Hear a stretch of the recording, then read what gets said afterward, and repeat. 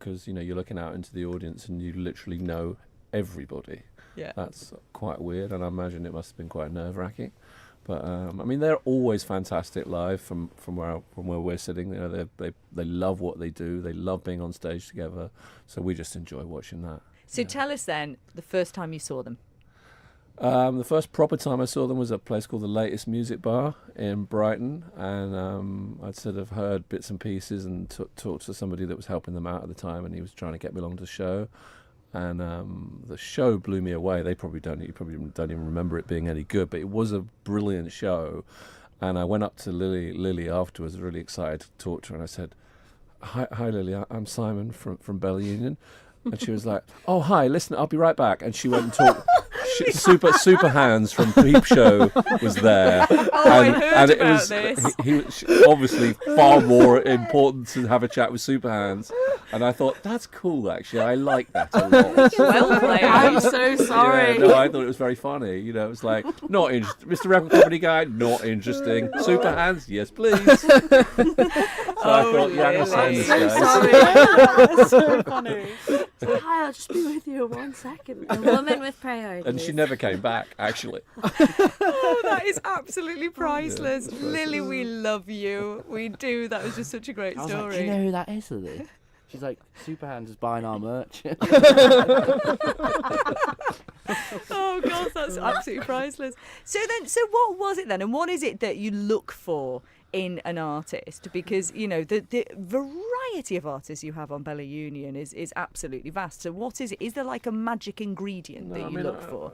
I don't think it's anything. I'm not looking for anything, and I think that's the key to it. I'm obviously a massive fan of music because that's what I've been doing all my life. But as far as like finding new bands go, I literally go on just how it makes me feel and instinct and that kind of, oh my God, you know, when you see a band and you just get like you were 15 again, where you sort of fall in love with them and you sort of get obsessed by them.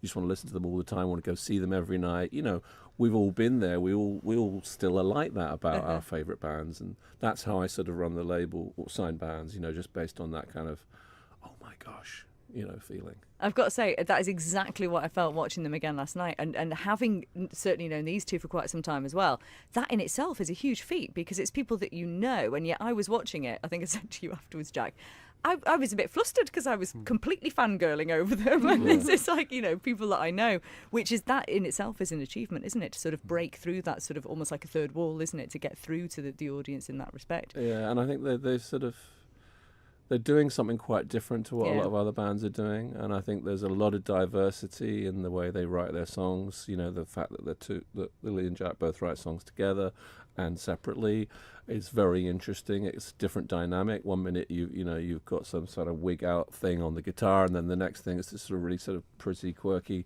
sort of love song. It's a really fascinating mix, and I think it's just really they've just scratched the surface of what they can do. Yeah. And we'll see over the next few years where it all goes. It is a fascinating mix, but it's also cohesive in a way, isn't it? There was a brilliant documentary on BBC4 last week about Fleetwood Mac, and they were talking about that as well, about how they each sort of had their role to play. And 1 minute you've got sort of like a slightly Kate Bushy style sort of Stevie Nicks thing going on, and the next minute you've got sort of really gentle, and then you've got rock, and then you've got all these different things sort of all coming together, haven't you? But it still works as a cohesive unit, which is, again, something of an achievement. So I have to ask then, Abby, what are your guys' plans for this band? What are they going to be doing? I mean, already they've been South by Southwest. They've been all, you know, playing different. It was a few different gigs actually in the States, wasn't it? That you did. It wasn't just South by. Yeah. So they've already cracked New York City. Yeah, love it, love it. Well, what would you like? Where would you like to see them? Like in sort of like 2 or 3 years' time. Well, just still loving what they're doing is the most important thing, you know, and just keep progressing at any kind of rate. I think is a good thing, because a lot of bands. You know, you sign them and you have this expectation. You think, they're not amazing yet, but I think they're going to get there sort of at some point. And some bands just kind of flatline and don't really ever sort of make that progress. And some bands like Penelope Isles, I can already see it just in the last 6 months. They've sort of got quite a broad learning curve. They've done brilliantly already. So we're just hopeful that they keep on that and just keep loving what they're doing. That's the most important part.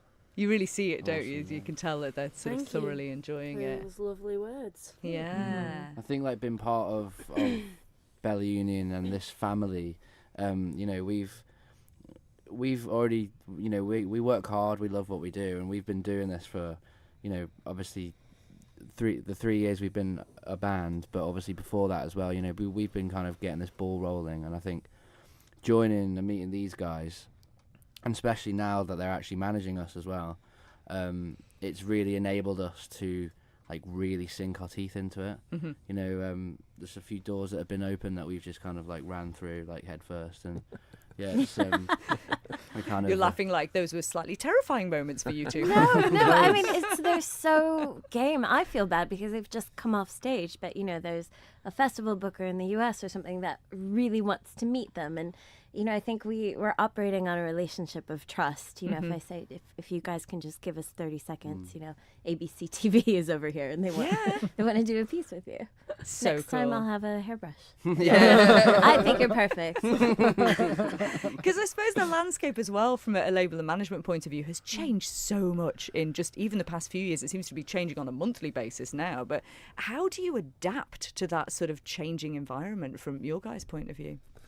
Yeah, it's interesting, isn't it? I mean, I think you just have to have not have a massive expectation too high one way or too low. You don't get too excited when things go well, or too down about it if things don't go well. You just got to look at the long term, the career plan. If that doesn't sound too, silly. It's that you've got to think of things, over 3 or 4 albums, not just how's this gonna do, how's this record gonna do? Because I actually don't care. I really don't care how this record I want it to do incredibly well, but I want the career to be a solid one, and you do that by making sure you take care of what the important things are and getting it all right in the beginning. And I think managing a band and putting their records out, it's actually makes total sense to me, even though most people in the business would say it's a conflict of interest. I don't think it is at all. I think we can help the band not make the same mistakes that a lot of young bands make, and just find the right relationships with people that are really good people. And that's actually much more important, because that will last. The other stuff doesn't really last. And it's interesting you talk about things lasting and the longevity of it all, really, because it sort of feels now like the way consumers are taking their music in is so sort of almost like fleeting in a way, if you know what I mean. There's that sort of, okay, we've had that, now we're moving on. We've had that, now we're moving on. So does that sort of change the way you approach the industry? I think it does, and I've seen that too with a lot of bands. There's the loyalty to bands doesn't really exist like it once upon a time. You'd stick with a band, you'd love them forever. Now kids jump from one thing to another because they're not really listening to albums in the way they used to. The majority of people just listen to tracks, stuff on Spotify or on playlists on YouTube. Not that many people listen to like 10 tracks in a row by one band. So you have to acknowledge that these are some of the issues that you're going to face when you're putting out records.